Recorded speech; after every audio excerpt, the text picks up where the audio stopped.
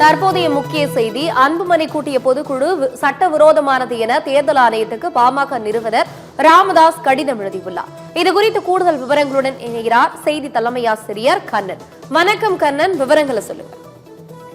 ஆனந்தி, பாட்டாளி மக்கள் கட்சியில் மேலும் ஒரு மோதல் முற்றி இருக்கிறது. இப்போது அன்புமணி ராமதாஸ் கூட்டிய பொதுக்குழு செல்லாது என்று அறிவிக்கக்கூடிய தேர்தல் ஆணையத்திற்கு டாக்டர் ராமதாஸ் கடிதம் எழுதியிருக்கிறார். இதன் மூலமாக கட்சியின் விதிகளையே மீறிவிட்டார் அன்புமணி என்றும், அவரை நீக்குவதற்கான நடவடிக்கைக்கு, ஒரு சஸ்பெண்ட் செய்வதற்கான நடவடிக்கைக்கு ஒரு குழு அமைக்கப்படும் என்றும் டாக்டர் ராமதாஸ் அறிவித்திருக்கிறார். இதனால் அடுத்த கட்டமாக அன்புமணி ராமதாஸின் மீது டாக்டர் ராமதாஸே நடவடிக்கை எடுப்பாரா என்ற கேள்வி எழுந்திருக்கிறது.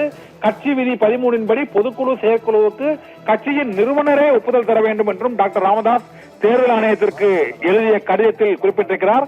கட்சியின் நிறுவனரின் ஒப்புதல் இன்றி தன்னிச்சையாக பதவிக்காலத்தை அன்புமணி ராமதாஸ் நீட்டித்துக் கொண்டுள்ளார் என்றும் டாக்டர் ராமதாஸ் அந்த கடிதத்தில் குற்றம் சாட்டியிருக்கிறார். இதனால் அன்புமணி கூட்டிய பொதுக்குழு சட்டவிரோதமானது என தேர்தல் ஆணையம் அறிவிக்க வேண்டும் என்றும் டாக்டர் ராமதாஸ் தேர்தல் ஆணையத்திற்கு எழுதியுள்ள அந்த கடிதத்தில் தெரிவிக்கப்பட்டிருக்கிறது.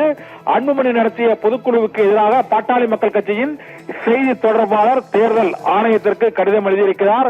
மே 30ஆம் தேதி முதல் பாட்டாளி மக்கள் கட்சியின் நிறுவனராகிய தாமே கட்சியின் தலைவராக செயல்படுகிறேன் என்றும் ராமதாஸ் தரப்பில் அங்கு தேர்தல் ஆணையத்திற்கு எழுதப்பட்ட அந்த கடிதத்தில் தெரிவிக்கப்பட்டிருப்பதால் அன்புமணி ராமதாஸை டாக்டர் ராமதாஸே கட்சியிலிருந்து நீக்குவாரா என்ற கேள்வியும் பரபரப்பும் ஏற்பட்டிருக்கிறது. இப்போது தேர்தல் ஆணையத்துக்கு எழுதியுள்ள புதிய கடிதத்தின் மூலமாக இந்த மோதல் அடுத்த கட்டத்தை அடைந்திருக்கிறது. இதனால் பாட்டாளி மக்கள் கட்சி நிர்வாகிகள், தொண்டர்கள் குழப்பத்தில் ஆழ்ந்திருக்கிறார்கள்.